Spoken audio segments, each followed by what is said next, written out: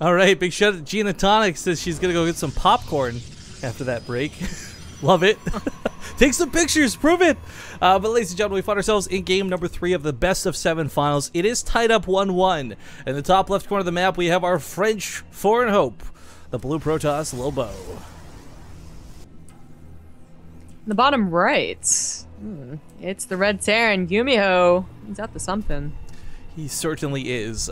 Seeing 2 SCVs leave the base, though, that's kind of like, what?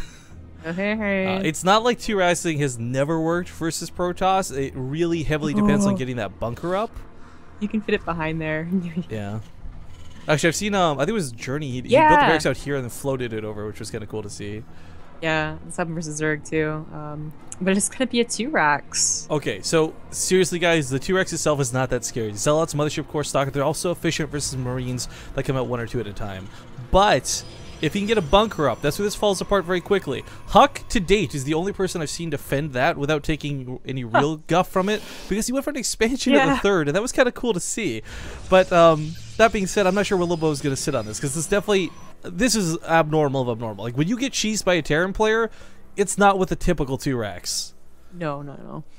But what has Lilbow been scouting every game? I really can't recall. I don't believe so. Not until so. Yeah. So this is really nice from Gumiho to notice that, and the chance of scouting down there, anyways, is pretty low. But it's really about like that bunker. There's no probe running around the base, seeing like, well, maybe there's a bunker or maybe there's barracks in my base, which is actually kind of popular in KenZy. Oh god, yeah. This is where Crank did that 2-gate on the top of the ramp too. So here's the problem with this though. The first bunker's not that scary. It's the second one. He can't let a bunker get up in range of his Nexus. If it's in range of the gateways, pylons, who cares? If it's in range of the Nexus, that's almost game over before it finishes building. Oh. Probes being pulled. This is very similar to what we see Zerg players do with drones to react to this, but even with a full strength of the bunker, I don't think this is the way to go about it. It's only 1 Marine worth of DPS at the moment, so it's not that scary, but as we see, probes are getting picked off, and he's trying to corral these back towards the middle. Only 1 Marine to get stuck over here by the looks of it. Poor Gumiho. No, I don't think it's stuck. I think he rallied it there on purpose. Okay. Oh, well, maybe you're right. Maybe it's stuck. Whatever, it worked out. But here's the thing, like, so many probes are being thrown away for this, but at the same time, it's almost where these probes need to fall back now. But it's an even worker count coming out of this, so Gumiho, not exactly in the best position. The Mothership Core can deal with a lot of Marines, the Zealot as well on top of it. Once you get that Stalker out, this gets really, really scary. Really, really hairy as well. Focus on the Mothership Core will be able to get it, and that's a little bit of derping right there with the SCD, so... Nice That one Marine behind the mineral is actually helping, okay? It's stuck. Yeah. It's helping. I mean, it's got 2 kills, so yeah, this is definitely a mistake at first, but it works out really well for the way this is playing out. The Mothership Core is a little too weak to engage again just yet, but the bunker finishing is really, I feel, not that big of a deal. If Lilbow wanted, he could just walk Zealots and Stalkers right past it, hug the top of the ramp, and then go to his opponent's base for a big counterattack. That is possible, but I think Gumiho's really banking the fact that he's denying a Nexus as opposed to instigating an attack. Which, you know, is sometimes a response. I mean... This is really bold to go for the command center like this. Yeah, on the low ground. I do kind of worry, though. This does seem to be a little bit flustered. Not at all comfortable in this scenario. I mean, he did respond really well. I'm not even criticizing that in the slightest. A couple probes died that maybe shouldn't have, whatever, big deal. But it's the fact that the Stalkers are sitting at home, not going across the map. The fact that the Mothership Core is floating over. There's a lot of, like, small things that could happen right now that could really influence everything differently, but... The fact that he's getting a sentry, I guess, might be his key to move out. You can force field that ramp, so you don't have to worry about a counterattack. I don't know. He might be afraid of whatever like Gumiho's doing in response as well. Like, what if Gumiho was going into a 1-base mine drop again off the back of a T-Rex? Like, unlikely, right? But it could happen. Or even just like he's actually gathering Marines to against a Zerg player for a secondary attack. Things to be scared of. Now he's got the command center. And I guess now the 3 gateways are definitely going to be used for offense if they weren't at first. You know, it's a small detail, but stalling out that command center is pretty cool. I like that. So Lilbow is going to focus on trying to take down the bunker. Not going to lose more than shields for it, without a CVC here to repair. Shields will regenerate a bunker every single time. I don't think you can get a probe out. Like, maybe like if a Stalker takes the hits first. I'm thinking about a proxy pylon. Yeah, I guess if the Stalker took the hits, you know, you could actually hallucinate some probes. Send out 5, only one's the real one. That's awesome. Look at this, not even in range of the bunker. If he just goes north, that wasn't even in range of the bunker. He is going to try to break this now. The Sentry has got to be careful. Still get a couple of hits, but he'll break this and be able to take that Nexus in just a moment's time. Oh, Stalker's eating a little bit more damage than necessary, but they'll live. Just barely. So this is going to be... I kind of feel like this game is really offset now. Any sort of timings are thrown out the window for either player. But with the sentries that are coming across the map, these will be really good at tearing down that bunker. There'll be no SCVs able to repair it. It is a 3-gate. No, it's not on 2 bases, so it is a little odd. I mean, 3-gate itself is actually odd versus Terran nowadays, but a 3-gate can actually bust. It doesn't bust 2 bunkers, and it doesn't bust 1 bunker with SCV already pulled, but it definitely busts a bunker that, you know, they don't expect this. It goes for the back rocks, and it looks like Gumiho, well, he saw it, so now he's definitely going to be expecting it. Waiting for that proxy robo. Absolutely needed. Man, that was such. Who was that he was playing against when he did that? Solar. Solar, right? That was, yeah, that was such a sick move. But you know, all jokes about a proxy robo side actually wouldn't be too bad because the Immortals would just tear those bunkers down. But double bunkers are being placed out, and Lilbow, he could potentially kill these, but I just feel there's not enough damage for the amount of energy from these force fields and the amount of potential deaths he'll receive to kill these bunkers. I really don't think there is. They get like 2 bunkers pretty much just, push this back automatically, and especially if this SCV is pulled. So he goes away right now. For now, SCV went into Lilbow's base, like funnily enough, and actually almost survived until it died right there. Yeah. What did he see though? The Robo and a Nexus. Like the gateway count was like there could have been more behind it technically, but he didn't see any of the gases though, which is kind of funny.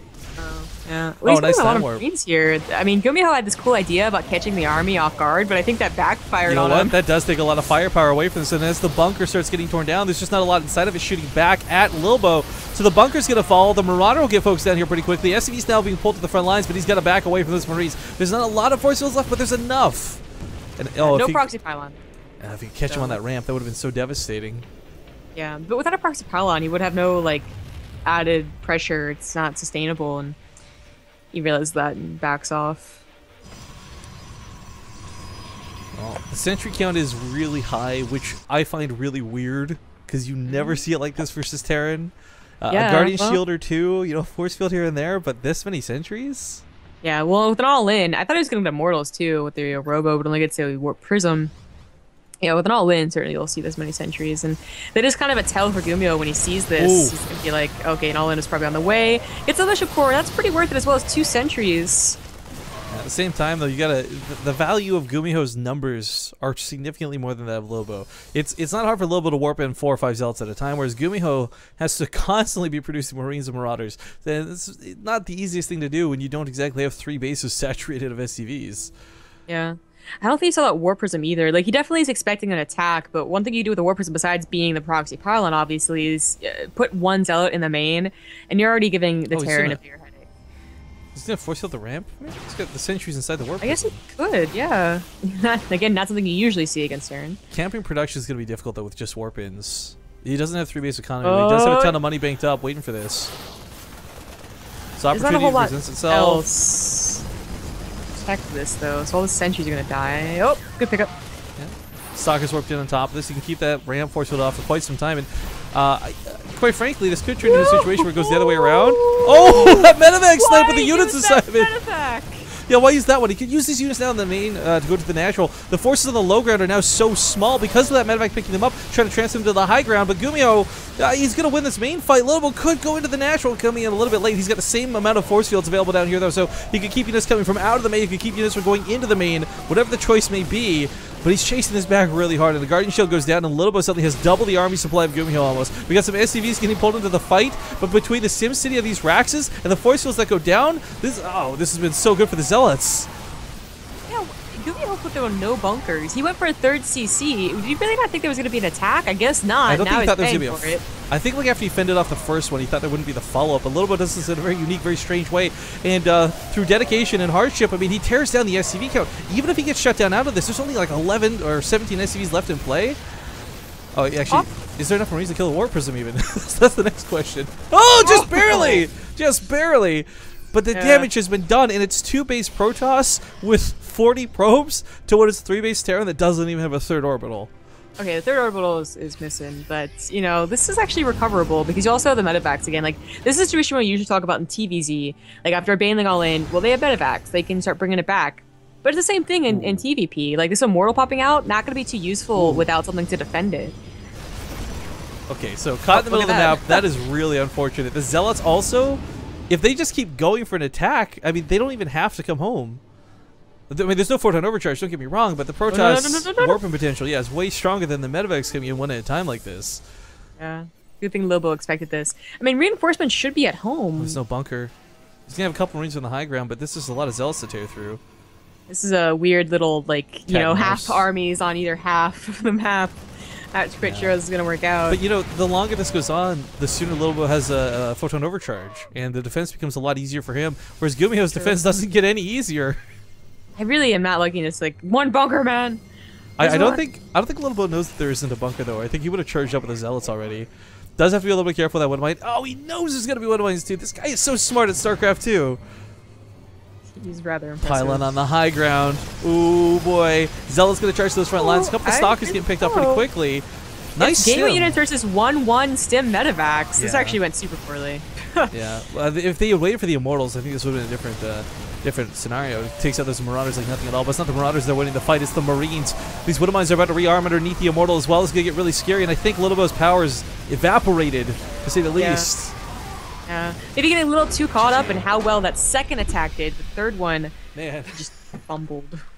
Yeah, I really thought if he just played the macro game out of that, I think he would have had a nice little edge, but I can certainly understand the desire to try and finish your opponent if you think they've got no SCVs. I mean, he did kill like 30-something. Did he ever scout the theStC, by the way? Like I don't know, but I don't think it was an orbital even at the end of the game. Oh, it was. Okay.